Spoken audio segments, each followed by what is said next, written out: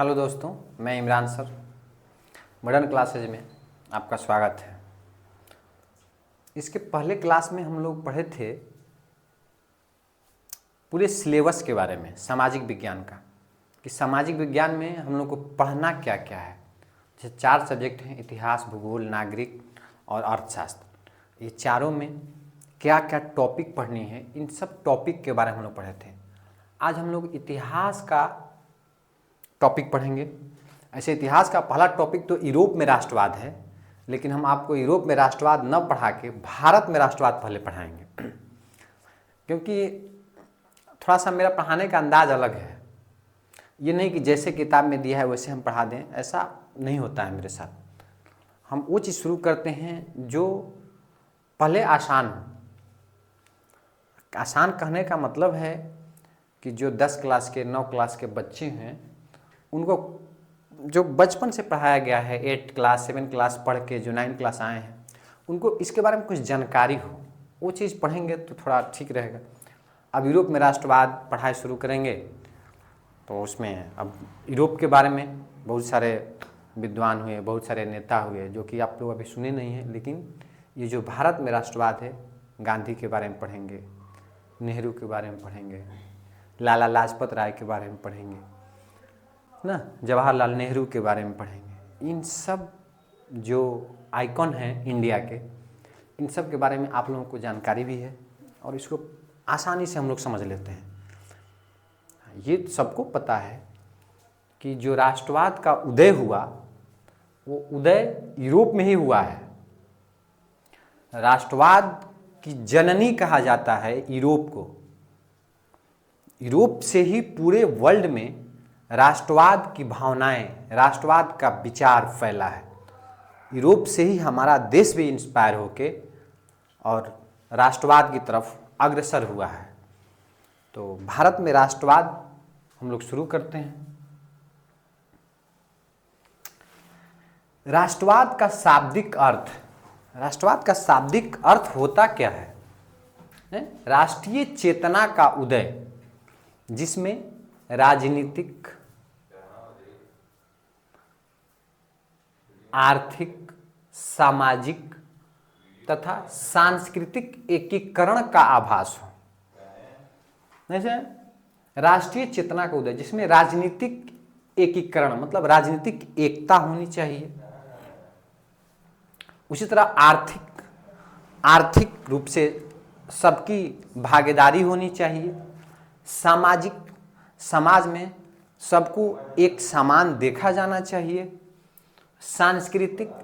सांस्कृतिक रूप से सबको आज़ादी होनी चाहिए, कोई भी कल्चरल रूप से, चाहे जो जिस रूप में अगर किसी भी संस्कृति का पालन कर रहा है तो उसको पालन करने देना चाहिए। अगर इस तरह की भावनाएं किसी भी देश में जागृत हो रही है तो समझ लीजिए कि राष्ट्रीय चेतना का विकास हो रहा है। यही हुआ राष्ट्रवाद का शाब्दिक अर्थ। अब आते हैं राष्ट्रवाद के कारण क्या हैं। अच्छा, भारत में जो राष्ट्रवाद का उदय हुआ उसके कारण निम्नलिखित कारण है। पहला, राजनीतिक कारण। राजनीतिक कारण में अब हमारा देश अंग्रेजों का गुलाम था। लगभग 200 वर्षों तक हमारा देश गुलामी की जंजीरों में जकड़ा रहा। उस गुलामी से निपटने के लिए अब लोगों के अंदर भावनाएं धीरे धीरे जगी। एकाएक तो नहीं जग पाएगी, धीरे धीरे भावनाएं जगी। तो भावनाएं जगने के पीछे बहुत सारे कारण थे। उन्हीं सब कारणों को विस्तार से चर्चा करेंगे। पहला, राजनीतिक कारण। राजनीतिक कारण में सबसे पहले 1878 ईस्वी का वर्नाक्यूलर प्रेस एक्ट। जो वर्नाक्यूलर प्रेस एक्ट था वो मुंह बंद करने वाला प्रेस था। सरकार के विरुद्ध आप कुछ भी बोल नहीं सकते हैं। ये लाया था उस समय गवर्नर जनरल थे भारत के, लॉर्ड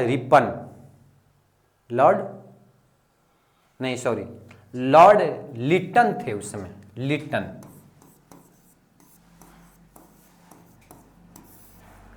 लिटन भारत के गवर्नर जनरल लॉर्ड लिटन थे। उन्हीं के काल में वर्नाक्यूलर प्रेस एक्ट आया था। नेक्स्ट फिर आया 1879 ईस्वी में आर्म्स एक्ट। आर्म्स मतलब हथियार होता है, जो बंदूक देखते हैं आप लोग।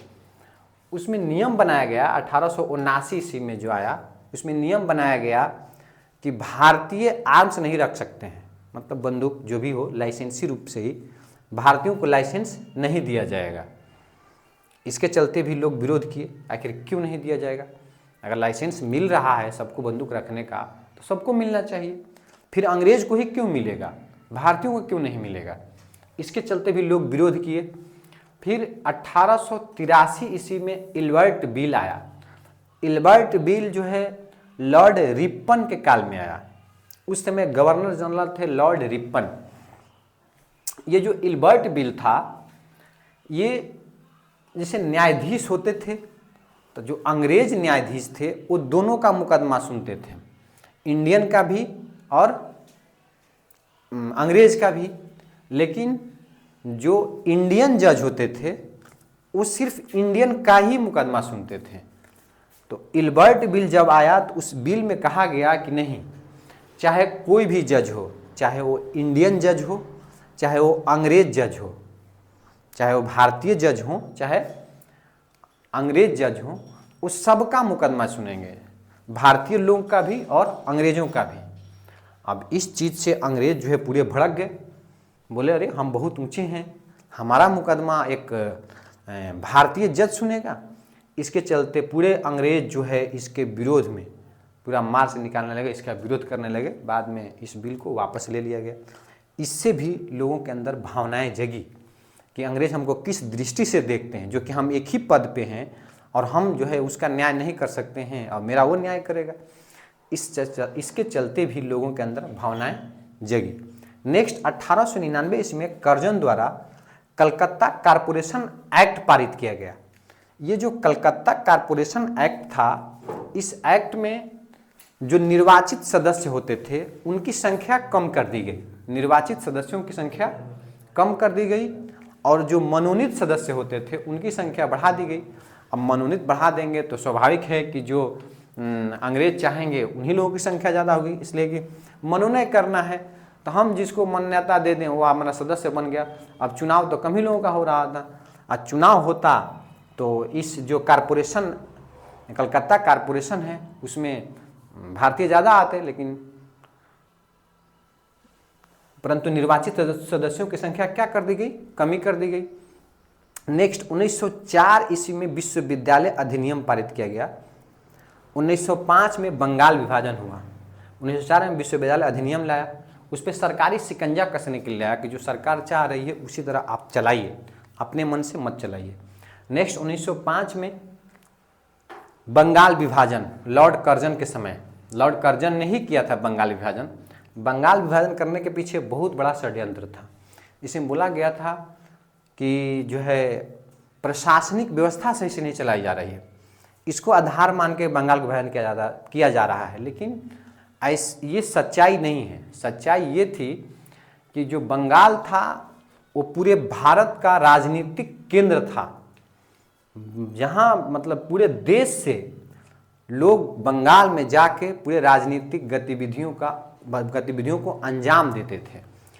तो वहाँ हिंदू मुस्लिम बहुल इलाका था, तो अंग्रेज़ों को ये लगा कि ये हिंदू मुसलमानों को बांटना बहुत ज़रूरी है, इसको तोड़ दिया जाए, जो कि एकता है वो टूट जाएगी। तो जो हिंदू इलाका था उसको असम के क्षेत्र में साइड कर दिया, जो बांग्लादेश था मुस्लिम उसको अलग क्षेत्र कर दिया और बांट के अलग कर दिया। इसका भी विरोध हुआ, लोगों ने विरोध किया। नेक्स्ट 1907 ईस्वी में देशद्रोही सभा अधिनियम।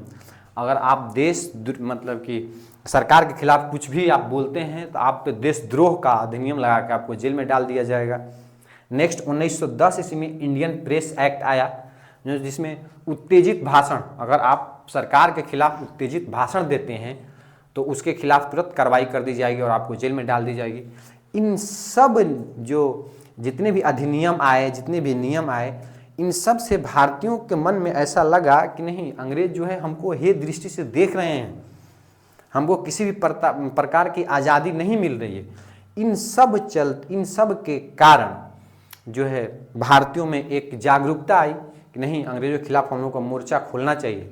अंग्रेज हमारे हितैषी नहीं हैं, वो हमको ऐसे ही बस बरगला रहे हैं। तो इससे भी लोगों के मन में एक राजनीतिक चेतना जगी, जो कि राष्ट्रवाद के उदय में एक बहुत बड़ा रोल अदा किया। नेक्स्ट,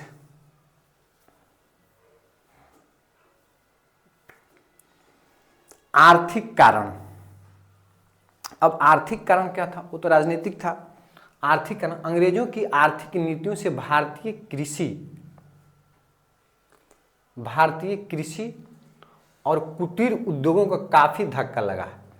जैसे जो अंग्रेजों की नीति थी, जैसे अब इंग्लैंड में जो सामान बनते थे वो मशीन से बनते थे। अब भारत में जो बुनकर होते थे, जुलाहे होते थे, वो लोग हाथ से बुनते थे। तो हाथ से बुनते थे तो स्वाभाविक है कि उसमें मेहनत ज़्यादा लगती थी। अब मेहनत ज़्यादा लगेगी जिस चीज़ में, उसका कॉस्ट स्वाभाविक है कि महंगा होगा। तो भारतीय जो कपड़े होते थे वो महंगे होते थे, लेकिन जो इंग्लैंड से सामान आता था, जो मशीन से बना हुआ होता था, वो सस्ता होता था। तो अब मान लीजिए दो सामान आया, दोनों एक ही चीज़, मतलब लगभग सेम ही क्वालिटी का हो, तो जो सस्ता होगा वही लोग खरीदेगा। तो अंग्रेज़ों का जो सामान होता था वो सस्ता होता था, जिसके चलते भारतीय जो कुटीर उद्योग का जो सामान था वो महंगा हो जाता था, जिससे वो बिक नहीं पाती थी, जिससे काफ़ी कुटीर उद्योगों को काफ़ी धक्का लगा। भारत में बने कपड़े कई प्रकार के प्रतिबंध, जबकि इंग्लैंड में बने कपड़े पर कोई कर या प्रतिबंध नहीं था। एक बात और थी, जो इंग्लैंड से सामान आता था या कपड़ा आता था, उस पर टैक्स नहीं लगता था। जैसे आज भी एक राज्य से दूसरे राज्य में सामान अगर हम लोग भेजते हैं तो वो टैक्स लगता है। बॉर्डर जो पार करती है कोई भी गाड़ी, तो सामान पे टैक्स लगता है, तो उस समय भी टैक्स लगता था। तो इंग्लैंड से जो सामान आता था उस पर कोई टैक्स नहीं, लेकिन भारत का सामान अगर बाहर जा रहा है तो बहुत ज़्यादा टैक्स लगा दिया जाता था, जिससे बहुत महंगा हो जाता था भारत का सामान। अब भारत का सामान महंगा हो गया तो स्वाभाविक है कि कोई नहीं जल्दी खरीदेगा। अब उसी तरह पड़ा का पड़ा रह जाएगा। जब सामान बिकेगा ही नहीं तो आपको पैसा कहाँ से मिलेगी? अब पैसा नहीं मिलेगी तो आप आर्थिक रूप से कमज़ोर हो जाइएगा। यही था आर्थिक कारण। नेक्स्ट, सामाजिक कारण। सामाजिक कारण में है भारतीयों पर विभिन्न प्रकार के प्रतिबंध, जैसे रेलगाड़ी में, क्लबों में, सड़कों पर और होटलों में भारतीयों के साथ दुर्व्यवहार। उस समय जैसे क्लब, पार्टी वार्टी के लिए आज भी क्लब चलते हैं, तो जो क्लब होते थे, होटल होते थे, उसके बाहर लिखवा देता था बोर्ड से अंग्रेजों कि dogs and Indians are not allowed. अब सोच लीजिए भारतीयों की तुलना किससे करता था लोग, इतना नीच दृष्टि से देखता था अंग्रेज भारतीयों को। तो उस तरह इन सब जगहों पे भी क्या करते थे, भारतीयों से भेदभाव करते, दुर्व्यवहार करते थे। अब जो ऊंचे ऊंचे जो पोस्ट होते थे, अब समाज जो है, मान लीजिए आप पढ़िए, आप एजुकेशन है, अब एजुकेशन यहाँ स्कूल नहीं होगा, कॉलेज नहीं होगा, और अच्छे अच्छे जो इन संस्था हैं वो नहीं होंगे, तो कोई क्या कर पाएगा। जितने बड़े बड़े संस्थाएं थे वो इंग्लैंड में थी। अब यहाँ तक कि जो सबसे बड़ा एग्ज़ाम, आज जैसे हम लोग यूपीएससी देखते हैं, उस समय आईसीएस का एग्ज़ाम हुआ करता था। आईसीएस, जो आईसीएस का एग्ज़ाम होता था वो इंग्लैंड में होता था। अब भारत के कितने लोग सक्षम थे जो इंग्लैंड जाके एग्ज़ाम देंगे? बहुत कम। जो जमींदार घराने से होंगे या जो राजे रजवाड़े घर के लोग होंगे वही जा पाएंगे इंग्लैंड में आईसीएस का एग्ज़ाम देने। तो बहुत कम लोग ही आईसीएस की परीक्षा की तैयारी कर पाते थे और एग्ज़ाम देने के लिए इंग्लैंड जा पाते थे, जिससे प्रशासनिक विभाग में भी भारतीयों की भागीदारी बहुत कम हुआ करती थी। पहले आईसीएस अधिकारी थे, भारत के पहले आईसीएस अधिकारी सुरेंद्र नाथ बनर्जी, एसएन बनर्जी इनको भी कहा जाता है, एसएन बनर्जी बने थे। और अगर एक चीज़ और होती थी, अगर मान लीजिए आप आईसीएस एग्ज़ाम पास भी कर गए तो कुछ ना कुछ तिकड़मबाजी करके आपको फेल कर देता था।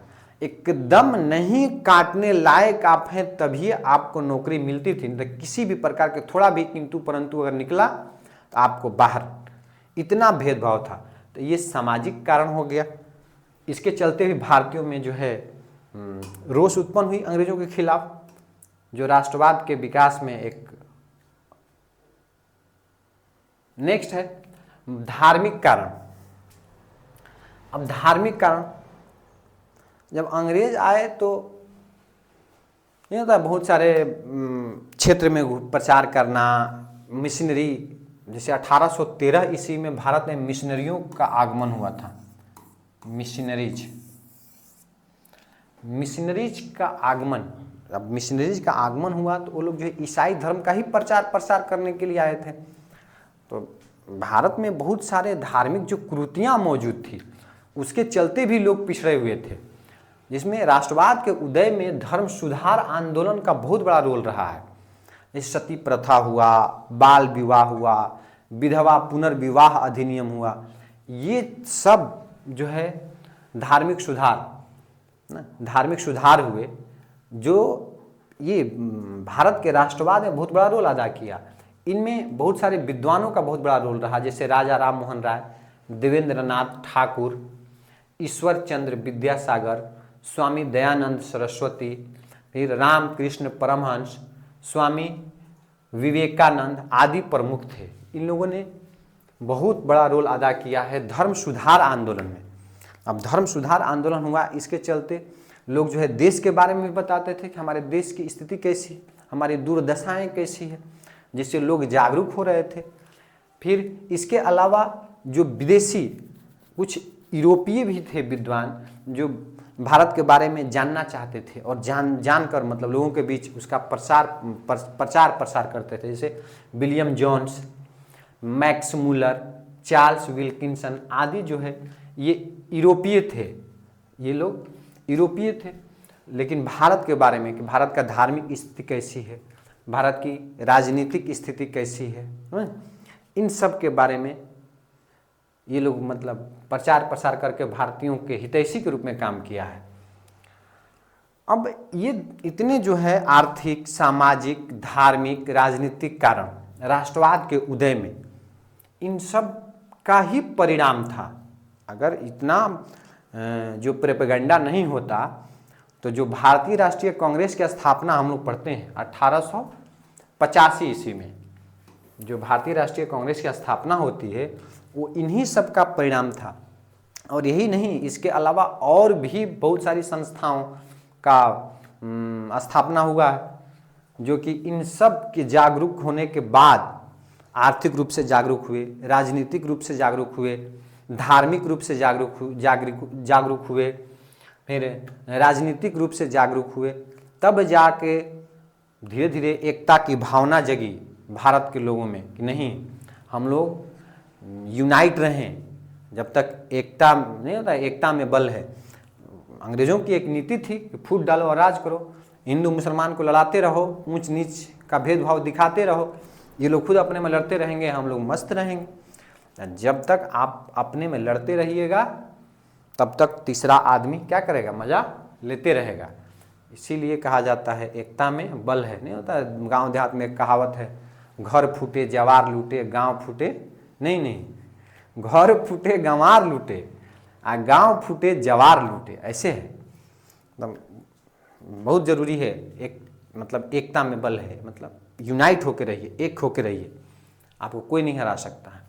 इन सब के बाद जो कांग्रेस थी, जो कांग्रेस का स्थापना हुई, तो ये स्टार्ट कांग्रेस में, अब एक संस्था जब बनी तो संस्था में बहुत सारे लोग होते हैं, आप विभिन्न प्रकार के विभिन्न विचारों वाले लोग होते हैं। कोई जो है पत्र लिख के कहेगा नहीं, एक लेटर लिखा जाए अंग्रेज सरकार को और दिया जाए, झगड़ा मार करना ठीक नहीं है, अपने लिए भी मतलब गलत हो सकता है। कोई कहेगा नहीं, हमारा देश है, हमारे देश पे कोई दूसरा राज कर रहा है, हम ऐसे कैसे जाने दें, इन लोगों को हम लोग किसी भी तरह डंडा से मार के अपना भगाना चाहिए। तो शुरुआत में जो कांग्रेस थी वो अनुनय विनय ही करती थी, मतलब पत्र व्यवहार, पत्र लिखना या दया याचना, जाके हुजूर ये काम है ये कर दीजिए, मतलब जी हुजूरी करना स्टार्टिंग में। लेकिन धीरे धीरे समय बदली, समय बदलने के साथ साथ उसमें कांग्रेस में बहुत सारे गरम दल के नेता आए। अब गरम दल के जब नेता आए तो कांग्रेस एक जो सदस्य थे वो कुछ उग्र रूप से बोले कि नहीं, अब अनुनय विनय से काम नहीं चलेगा, अब नहीं होगा, जो होगा देखा जाएगा। आर नहीं तो पार, बहुत पत्रबाजी हो गई, अब बहुत दया याचना हो गई, अब बहुत जी हुजूरी हो गई। अब जी हुजूरी नहीं। उन गरम दल में 3 प्रमुख नेता थे जिनका शॉर्ट नाम है लाल, लाल हो गए, बाल, पाल, ये शॉर्ट नाम है। लाल का मतलब है लाला लाजपत राय, लाला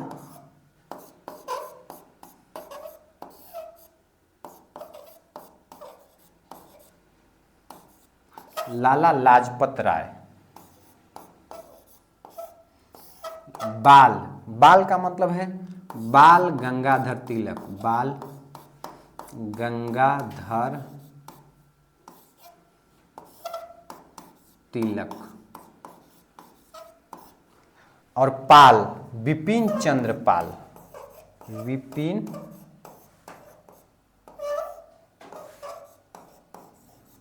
चंद्रपाल। ये तीनों गरम दल के नेता थे और ये लोग अनुनय विनय, पत्र व्यवहार और दया याचना में विश्वास नहीं रखते थे। इन लोगों का सीधा सिद्धांत था कि हमारा देश है, हम इसको लड़ के झगड़ के चाहे जैसे भी हो, वो गोली चलाना पड़ेगा हम लोग गोली चलाएंगे, लाठी चलाना पड़ेगा लाठी चलाएंगे, मरना होगा मरेंगे, लेकिन अपना देश को बचा के रहेंगे। समझ हैं? बाकी ये टॉपिक आज हम बहुत कम में ही बनाए हैं और लगभग पूरा धार्मिक, राजनीतिक और आर्थिक और सामाजिक कारण के बारे में बता दिए। नेक्स्ट हम लोग टॉपिक लेके आएंगे जो इसका राष्ट्रवाद का प्रभाव कैसे पड़ा भारत पे। ये तो कारण हो गया, प्रभाव, उस प्रभाव को देखेंगे। और आप लोगों से ये हमारी अपील है कि आप लोग पूरे ईमानदारी से और कंप्लीट वीडियो देखिएगा, एक एक चीज़। अभी तो शुरुआत है, धीरे धीरे बहुत सारी चीज़ें मिलेंगी जो कि कुछ नई भी होंगी, कुछ पुरानी भी होंगी, कुछ नया चीज़ हम लोग भी डिस्कवर करते रहते हैं, ढूंढते रहते हैं इधर उधर से, कहीं इस किताब से कहीं उस किताब से। जो भी मिलेगा हम लोग सोचेंगे कुछ नया चीज़ आप लोगों को दें ना, एकदम पूरे जुनून के साथ, एकदम ईमानदारी से अभी से लगे। अरे आज के डेट में बिहार बोर्ड में कोई ज़रूरी नहीं है, कोई मतलब कि ज़्यादा टफ नहीं है 80% 90% मार्क्स लाना, बहुत आसान है। 50-40 नंबर ऑब्जेक्टिव रहता है जी, 20 नंबर प्रैक्टिकल है, 60 ऐसे ही, 40 नंबर खाली आपको लिखना है। बस अभी से जितना कहा जाए उतना एकदम करते जाइए। और मैपिंग, उस दिन भी फर्स्ट जो वीडियो है उस वीडियो में भी हमने बोला था कि मैपिंग करना है, आप लोग मैपिंग करते जाइए। और एक चीज़ और, आप लोग जो है कोई जो मैप बनाएंगे वो कमेंट बॉक्स में उसको फ़ोटो खींच के भेजिएगा, हम लोग चेक करेंगे कौन मैप बना के भेज रहा है। ठीक है, थैंक यू।